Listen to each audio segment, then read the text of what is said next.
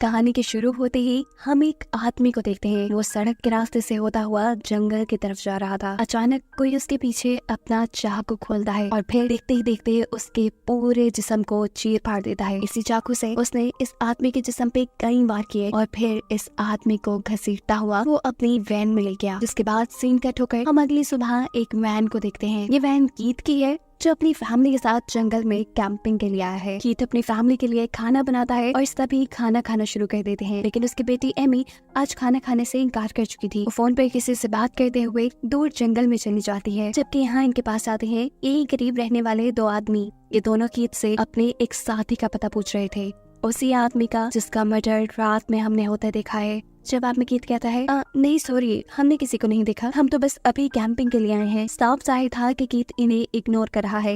लेकिन तभी कीथ का बेटा आकर इन दोनों को दे देता है चॉकलेट्स। ये दोनों ही वो चॉकलेट रख लेते हैं और इतनी ही देर में कीथ की बेटी एमी भी यहाँ जाती है। कीथ एमी से कहता है जाओ जाकर वैन में बैठो। अब एमी को देखते ही ये दोनों लड़की कीथ से कहते हैं क्यों ना हम आपकी वैन को देख ले, हमें शक है कि हमारा साथी आपकी वैन में होगा। कीथ बड़े ही आराम से दिमाग लगाते हुए ये सिचुएशन हैंडल करता है और उन दोनों आदमियों से कहता है माफ करना लेकिन अभी हम जरा जल्दी में हैं। ये सुनकर वो दोनों आदमी चुपचाप अपनी गाड़ी में बैठकर चले जाते हैं और ये लोग भी जल्दी जल्दी अपना सामान पैक करके अपने घर की तरफ निकल जाते हैं। अभी वो आधे रास्ते में ही पहुंचे थे कि सामने उन्हें दोबारा वही दोनों आदमी मिल जाते हैं। ये दोनों अपनी कार ठीक कर रहे थे और इस टाइम एक आदमी के हाथ में गन भी थी। जिसे देखते ही कीथ की वाइफ डर जाती है। वो उससे कहती है कि तुम अपनी वैन को पीछे ले लो, लेकिन कीथ इस वैन को पीछे लेने के बजाय आगे बढ़ जाता है। अब ये दोनों आदमी कीथ के पास आते हैं और उनसे कहते हैं हमारी वैन खराब हो गई है, हो सके तो हमें लिफ्ट दे दो, वैसे भी आप लोग हमारे टाउन से ही गुजर के जाएंगे। कीथ का डरा सहमत चेहरा देखकर ये आदमी समझ गया कि ये लोग उसके शॉटगन से डर रहे हैं। इसीलिए वो कहता है हम दोनों को ना सही सिर्फ एक आदमी को लिफ्ट दे दो, ये मेरा दोस्त बिली, इसका घर टाउन से पहले ही आ जाएगा, इसे लिफ्ट दे दे। अपने घर जाते ही ये कार लेकर मुझे यहाँ पर वापस लेने आ जाएगा और ये गन इसकी तो फिक्र ही ना करें, ये मेरे ही पास रहेगी। कीथ की वाइफ अभी भी नहीं चाहती थी कि कोई अनजान आदमी उनकी वैन में बैठ जाए, लेकिन कुछ सोचते हुए कीथ बिली को अपने साथ ले जाने के लिए राजी हो जाता है। बिली कार में आता है और कीथ के बेटे से बातें करना शुरू कर देता है। बातें करते हुए वो बताता है कि उसके घर पे उसके अंकल और उनकी दो बेटियां रहती हैं, जो इन सब को देखते ही इनका अच्छा वेलकम करेंगी क्योंकि मेहमानों का आना उन्हें पसंद है। इस टाइम कीथ के बेटे के हाथ में एक नोट पैड था जिसे वो छीन लेता है और ये देखकर अब वो हैरान परेशान है क्योंकि ये नोट पैड है उसके उस साथी का जो रात से गुम है और हम ये बात जानते हैं कि वो मर चुका है। इससे पहले कि बिली भी ये हकीकत समझ लेता, कीथ का बेटा यहाँ पे बिना वक्सा के दो चाकू उसके कंधों में स्टैब करते हुए उसे भी मार देता है। और अब एक बड़ा ट्विस्ट कहानी में ये रिवील होता है कि जो फैमिली हमें इनोसेंट लग रही थी असल में यही एक खतरनाक सीरियल किलर्स की फैमिली है। सबके सब फैमिली में सीरियल किलर है। रात में जो आदमी मारा गया था वो भी कीथ के बेटे ने मारा था। कैंपिंग के दौरान ये जो मीट खा रहे थे ये भी उसी इंसान का था। साफ लफ्जों में ये लोग सीरियल किलर होने के साथ साथ कैनिबल्स भी हैं, ये नहीं इंसानों को खाने वाले इंसान भी हैं, पर उनका हुलिया देखते हुए कोई भी उनके ऊपर शक नहीं करता। बिली का मर्डर करने के बाद ये सब लोग मिलकर बिली के छोटे छोटे पीस कर देते हैं और फिर उसे फ्रीजर में फ्रीज कर देते हैं क्योंकि यही तो उनका खाना है। इस टाइम कीथ की वाइफ अपनी बेटी को इस आदमी की आंख देती है। ये देखकर उसका बेटा पूछता है ये आंख आप इसे क्यों दे रही है, ये तो मुझे देनी चाहिए, इस आदमी को तो मैंने मारा है। पर कीथ की वाइफ कहती है ये आंख एमी को इसलिए दे रही हूँ क्योंकि वो अपने ऊपर कंट्रोल रखती है, किसी पे ऐसे ही नहीं टूट पड़ती। यहाँ बिली का जो उनके पास फोन था वो भी रिंग करने लग जाता है और गुस्से में कीथ उसे तोड़ देता है। जिसके बाद ये लोग पहुंच जाते हैं अब बिली के घर क्योंकि बिली ने बताया था कि वहाँ उसकी फैमिली रहती है। घर का दरवाजा नॉक करते ही दो लड़कियां दरवाजा खोलने के लिए आती हैं, जिसमें से बड़ी बेटी है जूलियन और छोटी सवेना। ये फैमिली बड़ा मासूम सा मुंह बनाते हुए इनसे कहती है असल में हमारी वैन खराब हो गई है, अगर आप लोग बुरा ना बनाए तो हम थोड़ी देर के लिए आप लोग के घर स्टे कर सकते हैं। इससे पहले कि जूलियन कुछ बोलती सवेना बात करके कहती है थोड़ा और आगे चलो, टाउन आ जाएगा, वहाँ के स्टे कर लेना। जवाब में कीथ की वाइफ कहती है अरे नहीं, हमें रास्ते में बिली मिला था, आप लोगों का भाई, उसी ने हमें यहाँ आने को बोला है। अपने भाई का नाम सुनते ही इन्हें घर में ले आते हैं, इन्हें खाना भी देते हैं जो इन्हें पसंद नहीं आता क्योंकि ये तो इंसान खाने वाले लोग हैं, आम खाना इन्हें कैसे पसंद आ सकता है। इस सब के बाद कीथ इनसे कहता है कि अगर आप बुरा ना मनाए, मुझे आप लोग का फोन यूज करना है। तब अंकल कहते हैं असल में हमारे घर में एक ही फोन है जो बिली के पास होता है, वो आ जाए तो वो आपके फोन पे बात भी करवा देगा और आपको आपकी मंजिल तक भी पहुंचा देगा। खाना खाते हुए सवेना उससे बहुत से सवाल कर लेती है, जैसे कि अगर बिली आपको रास्ते में मिला था तो वो आपको घर तक क्यों नहीं ले आया। तब कीथ की वाइफ उसे कहती है वो तो खुद बेचारा पैदल था, वो अपनी दोस्त की हेल्प के लिए वापस रोड की तरफ जा रहा था, उसने बस हमें घर का एड्रेस बताया और वो चला गया। लेकिन सवेना के सवाल तो खत्म होने को ही नहीं आ रहे थे। उसके सवालों से तंग आकर ये सब अपने अपने वेपन्स निकाल लेते हैं गुस्से में सवेना को मारने के लिए। पर तभी दरवाजा नॉक होता है और यहाँ एक अच्छा खासा हड्डा कटा इंसान उनके घर पे आ जाता है, जिसे देखते ही ये चारों घबरा गए, क्योंकि ऐसे इंसान से लड़ना, उसका मुकाबला करना और उसे मारना इनके लिए हमेशा मुश्किल हो जाता है। ये जूलियन का फियांसी है। इसे देखते ही ये चारों अपने अपने वेपन्स दोबारा छुपा लेते हैं। सीन कट होकर हम बिली के दोस्त को देखते हैं, जिससे ये वहीं सड़क पर ही छोड़ा थे। वो बार बार बिली को कॉल कर रहा था, लेकिन बिली का फोन ऑफ जा रहा था। अब तो उसे घबराहट भी होने लगी थी और तभी उसके सामने आ जाता है एक पुलिस वाला। वो उसे लिफ्ट देने की ऑफर देता है, लेकिन ये आदमी इनकार कर चुका है क्योंकि उसे ये पुलिस वाला बिल्कुल पसंद नहीं। पुलिस वाले के यहाँ से जाते ही इस आदमी को उल्टियां लगना शुरू हो गई है, वो भी उसी चॉकलेट की वजह से जो कीथ के बेटे ने उसे दी थी। सीन कट होकर हमें यहाँ बिली के घर का सीन दिखाया जाता है। इसी घर में एमी जब वॉशरूम में जाती है तो गलती से बिली की आंख जो उसकी मॉम ने उसे गिफ्ट की थी वो उससे बाथरूम में ही गिर गई, जिसे वो नोटिस के बगैर ही बाथरूम से बाहर भी आ गई।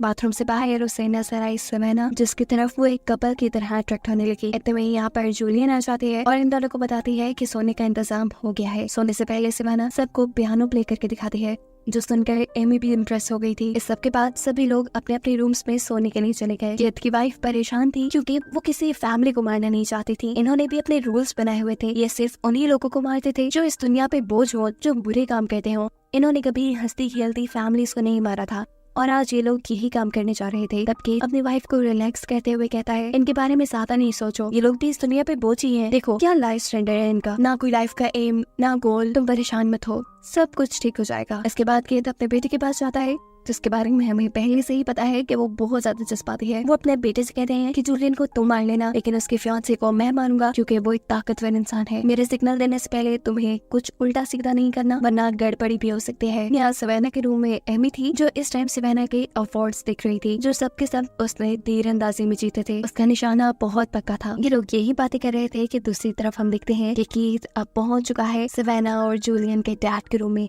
उन्हें मारने के लिए। जूलियन को डैड को जैसे ही अपने कमरे में हलचल महसूस होती है तो वो डरकर चीख मारने की कोशिश करते हैं, लेकिन इतने में ही कीथ उनके मुंह के अंदर कुल्हाड़ी मार के उन्हें हमेशा के लिए खामोश कर देता है। घर के बाहर कीथ का बेटा जूलियन के फियांसे के ऊपर अकेला ही हमला कर देता है। ठीक उसी वक्त जब वो उल्टी कर रहा था, पीछे से उसने अपने दोनों चाकू उसके कंधों में स्टैब कर दिए। वो लड़का जैसे ही अपने डिफेंस पे पीछे मुड़ा, कीथ के बेटे ने उसके सीने में चाकू मार मार के चीर पाड़ की और फिर उसके गले पे चाकू मारते हुए उसे भी मार डाला। हालांकि कीथ ने उसे ये सब करने से मना किया था, लेकिन फिर भी इतने तगड़े इंसान को उसने इतनी आसानी से मार दिया। इसका इनाम तो बनता ही था। कीथ उसी आदमी की जुबान काट कर अपने बेटे को इनाम के तौर पे दे देता है। यहाँ एमी जब सवेना के साथ सोने के लिए लेटी तो तभी उसने अपना चाकू निकाल कर सवेना को मारने की कोशिश की। सवेना जो उसकी इस चाल से बेखबर थी, वो जैसे ही एमी को अपने करीब से धक्का देती है तो एमी का चाकू उसी को लग जाता है। उसको चोट लगा देकर सवेना घबरा जाती है। वो यहाँ उसे टेम्परेरी तौर पे एक पट्टी बांध के घर के बाहर से उसके लिए फर्स्ट एड लेने के लिए जाती है। अपना इतना ख्याल करते हुए इस लड़की को देखकर एमी को दिल ही दिल में बुरा लग रहा था कि क्या वो इस लड़की को मार देगी। खैर हम देखते हैं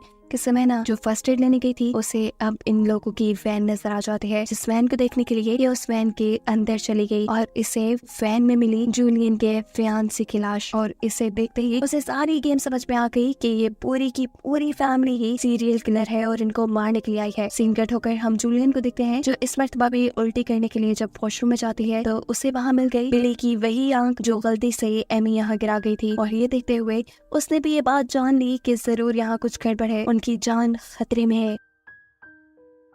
डरते हुए वो जल्दी से अपने डैड के रूम में जाती है और देखती है कि उसके डैड को भी इन लोगों ने मार दिया। वो यहाँ जब जोर से चिल्लाती है तो तभी कीथ इधर आकर उसके मुंह पे हाथ रखते हुए उसे यहाँ से ले जाता है। वो जूलियन को लेकर आता है अपनी वाइफ के पास और अपनी वाइफ से कहता है चलो उसे मारो, लेकिन उसकी वाइफ अभी तक इस लड़की को मारने के लिए तैयार नहीं है। इससे पहले कि ये औरत जूलियन को मारती थी, अचानक एक तीर आकर उसके गले के आर पार हो जाता है। क्योंकि सवेना जो इनकी सच्चाई जान चुकी थी, अब वो अपने डिफेंस में अपना हथियार यानी अपना तीर कमान अपने कमरे से उठा चुकी थी। शोर सुनकर एमी भी यहाँ जाती है और अपनी मॉम को मरा हुआ देखकर उसका दिमाग घूम जाता है। वो सोचती है कि अगर उसने सवेना को वहीं बेड पे मार दिया होता तो अब उसकी मॉम उनके साथ जिंदा होती, लेकिन अभी भी देर नहीं हुई थी। बाकी सब लोगों को बचना था। ये लोग प्लान करते हैं कि जल्द ही ये दोनों लड़कियों को मारकर इस घर को जलाकर यहाँ से निकल जाएंगे। ये लोग अब जूलियन को टॉर्चर करना शुरू कर देते हैं ताकि उसकी चीखें सुनकर सवेना यहाँ आ जाए। सवेना यहाँ आती तो है, लेकिन इन्हीं के साथ चाल चलते हुए उसके काबू में था कीथ का बेटा, जिसके गले पे अब उसने चाकू रखा हुआ था। यहाँ एक ट्विस्ट ये भी रिवील होता है कि सवेना ने एमी के फोन से पुलिस को कॉल भी करती थी। जिस टाइम सवेना ने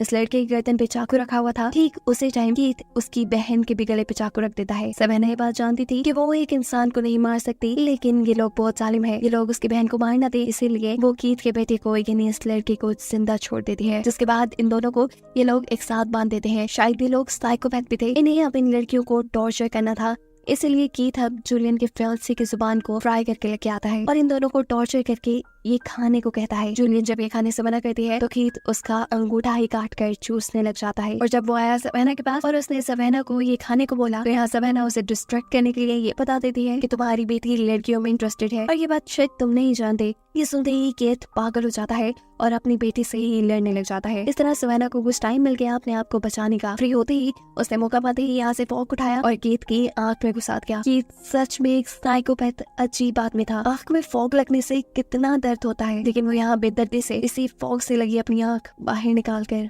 खुद ही खा जाता है। इनकी इसी लड़ाई के दौरान यहाँ पर आ जाता है बिली का वो दोस्त जिसे ये लोग सुबह रोड पे छोड़ाए थे। उसे पता चल गया था कि जरूर कुछ गड़बड़ है। यही चेक करने के लिए तो वो बिली के घर आया था और यहाँ ये सब माहौल देखकर वो अब कीथ से लड़ने लग गया। दूसरी तरफ हम देखते हैं कि कीथ का बेटा जो इनके पूरे घर पे मिट्टी का तेल छिड़क रहा था, वो भी इस आदमी को देखते हुए घर के अंदर आ जाता है, जिसे काबू करती है सवेना। सवेना पहले उसकी गर्दन पे चाकू रखते हुए उसे किचन में ले जाती है, उसका हाथ चलाती है और फिर गरम गरम पकता हुआ पानी उसके मुंह पे फेंक देती है। ऐसा करते ही ये लड़का बहुत ज्यादा कमजोर हो गया, जिसके बाद सवेना अब उसके गले पे प्रेशर डालते हुए उसे मार डालती है। सवेना ने तो अपने दुश्मन को मार दिया था, लेकिन दूसरी तरफ बिली का दोस्त कीथ से हार जाता है। जख्मी होने के बावजूद वो अपना अच्छा डिफेंस करता है और कीथ के दोस्त के सर में चाकू घुसाते हुए उसे जान से मार देता है। अभी वो यही करके फारिग हुआ था कि अचानक पीछे से सवेना की बहन यानी जूलियन आकर एक जोरदार हथौड़ा उसके सर पे मारती है, जिससे उसकी भी मौत हो गई। दोनों बहनों ने एक दूसरे को देखकर लंबा सांस भरा, लेकिन अभी जको नहीं हुआ था क्योंकि ये जानती थी कि अभी एमी जिंदा है, जिसे अब इन दोनों को मारना है। अचानक हम देखते हैं कि एमी जूलियन के पीछे आकर